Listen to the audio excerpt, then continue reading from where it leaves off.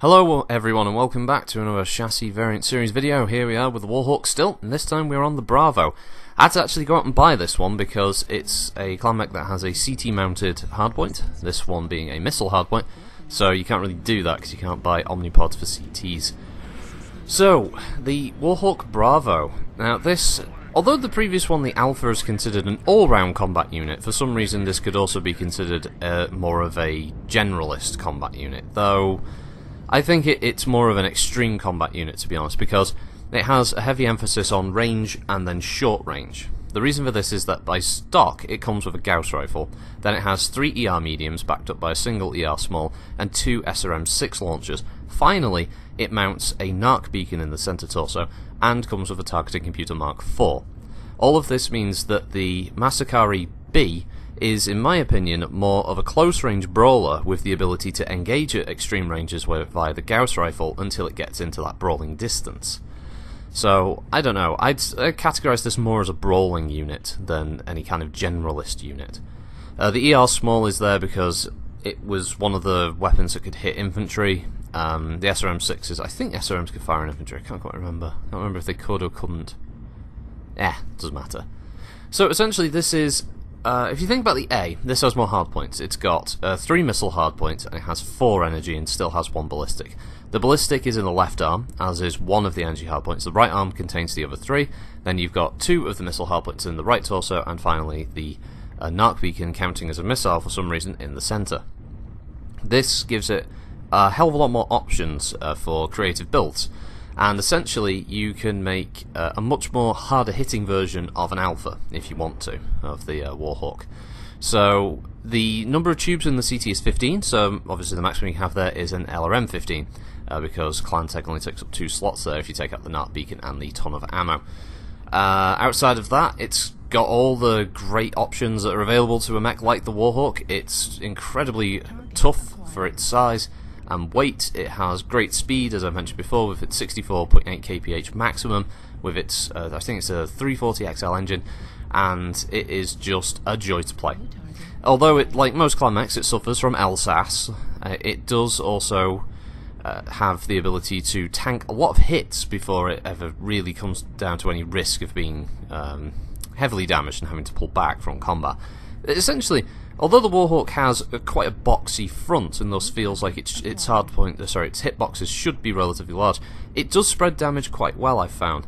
Probably one of the best tactics to engage a Warhawk, in all honesty, if you can flank it from the side, is don't aim for the arms or anything like that, take out the leg. Because as soon as you deny that speed of a Warhawk, it really doesn't have the ability to bring all of its guns to bear anywhere near as quickly as it does when it's capable of running at 64 kph. I mean, keeping up with most heavies does make it quite deadly. As a little bit of history background of the whole Warhawk, after the Smoke Jaguars were annihilated, and thus all of their equipment and plans and the such sort of became open to all, the Masakari did begin to spread amongst other clans. So some of the smaller clans like Firemandrel and the like got hold of it, and more importantly so did the Diamond Sharks, who I think were more than happy to start producing their own for sale rather than for their own forces.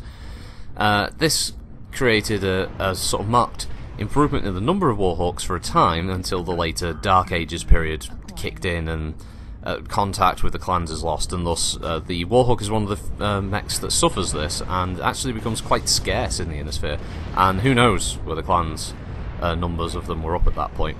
Actually, this happens to quite a few clan mechs even before the Jihad, just a loss of connection with some of the homeworlds and an inability to construct half of the equipment that they were used to building just wasn't as easily replaced in the Innisphere, mostly because entirely new production lines and factories have to be either retooled or built from the ground up to make some of these weapon systems.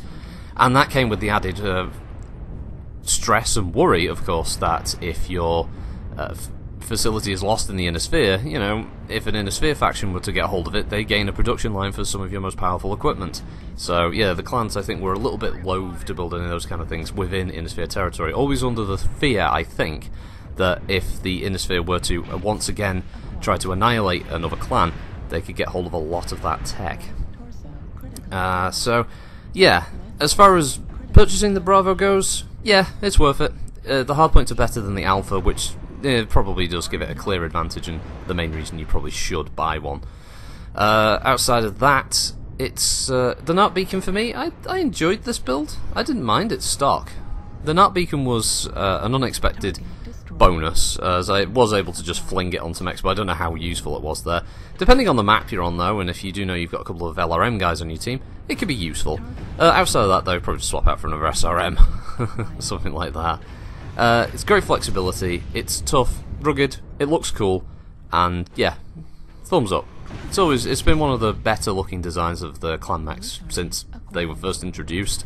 The miniature I've got of it looks stunning.